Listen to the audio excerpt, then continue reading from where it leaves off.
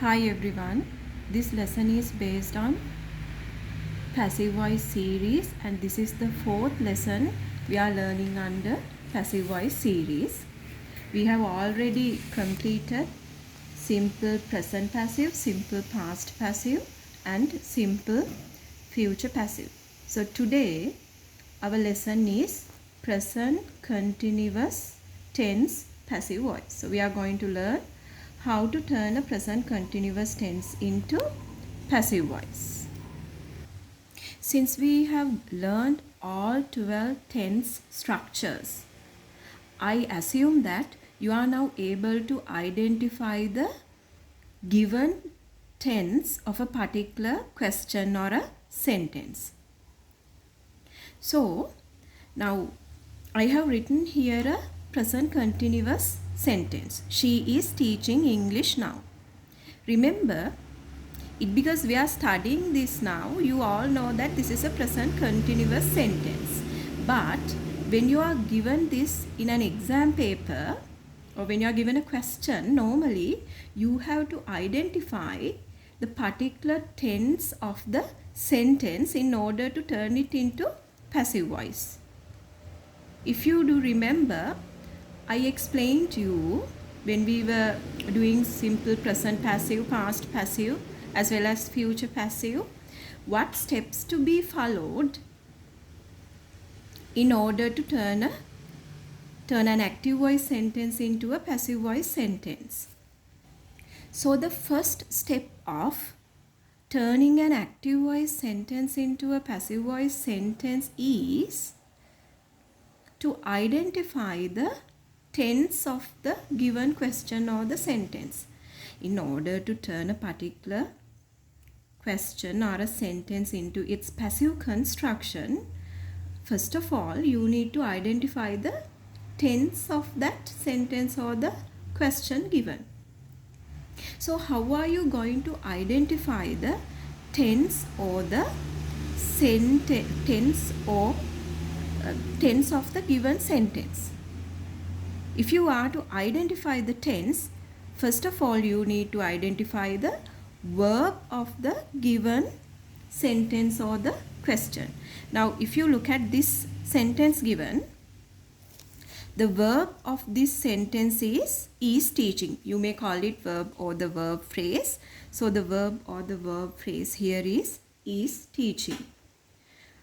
Once you identified the verb, your next step should be to identify the subject and the object of the given active voice question or the sentence.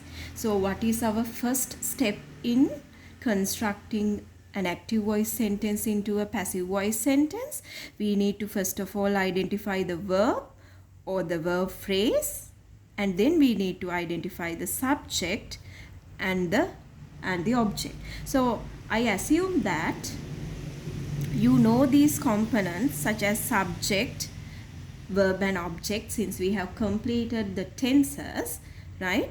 So now I'm going to give you a structure for this written active voice sentence.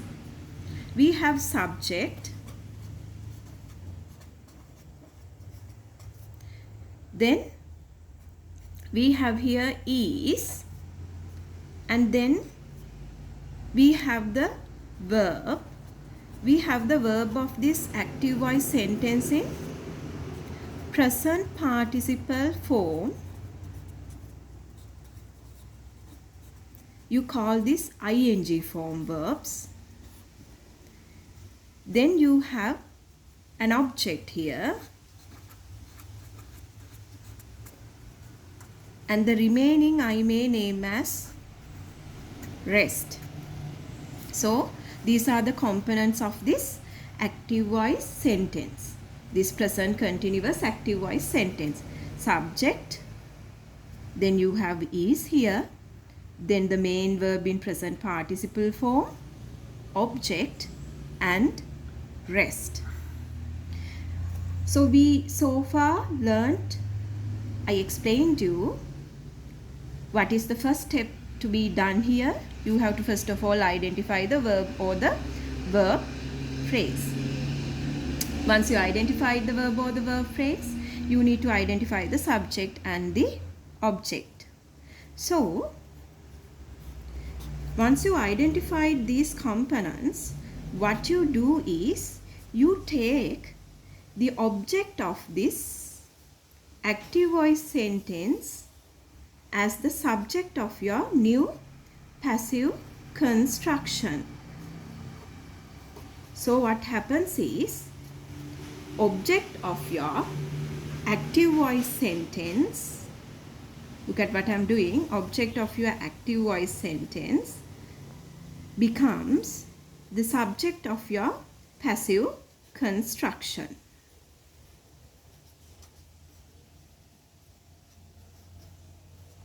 So here our object is English. So I take it as the subject of my passive sentence. Once you formed your new subject, once you formed the subject of your passive voice sentence, you need to check whether this new subject is singular or plural. Okay? You need to check whether this new subject is singular or plural. If it is singular, you use is. If it is singular, you use is. So while I'm explaining, I am writing the structure here, right? If it is singular, you use, if the subject is singular, you use is. If the subject is I, you use am. If the subject is plural, you use are. Now here the subject English is singular, so you may use is. Then remember, in all continuous passive tenses, you have to write B-I-B-E-I-N-G being.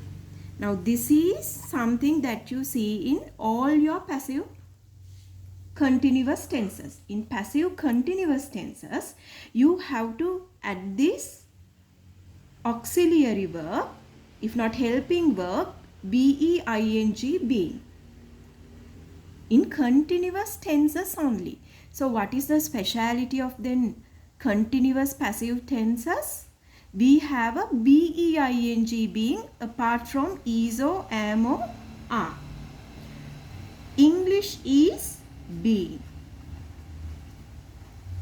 Once you form these helping verbs, you need to turn the main verb which has been written in present participle in the active voice sentence into its past participle form.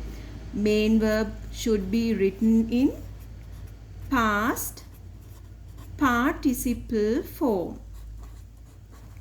Okay, and I have told you that in all passive tenses, main verb comes in past participle form. You don't have to have any doubts. In all our passive constructions, main verb comes in past participle form. So here the past participle form of teaching is taught. Taught.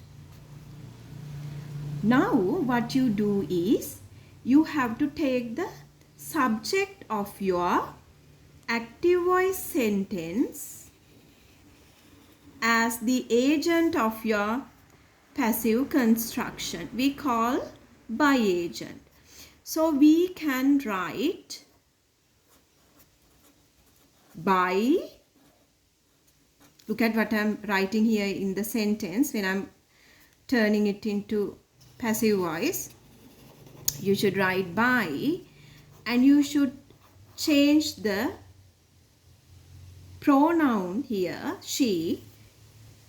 You have she, it is a pronoun. We have here pronoun she as the subject. You should turn it into the by agent, which means you are writing the, you have to write here the object pronoun of she, by her. So once again look at it. once we form the main verb taught, we are taking the subject of our active voice sentence as the by agent. When you are turning it into by agent, you have to, if it is a pronoun, you have to turn it into its relevant pronoun. So it has to be here the object pronoun of she, right? Then of course you can write the remaining, which is rest. According to the given sentence, it is noun, right? So this is how we are going to turn a present continuous sentence into its passive form. Let me remind you the steps once again. First of all, you need to check the verb or the verb form. Once you identified the verb or verb form, you know the structure to be formed, right? This is the structure for the passive construction. So this you have to remember. You have these verbs, right?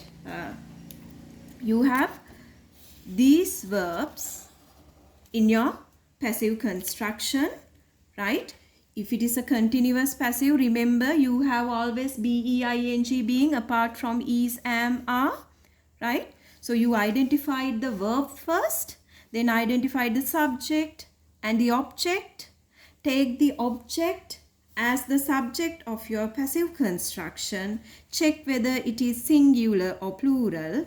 If it is singular, you use is. If it is plural, you use are. If it is I, you use am. Then you may convert the main verb into its past participle form after writing this new friend, being, being. So being has to be placed between is and the past participle form of the verb.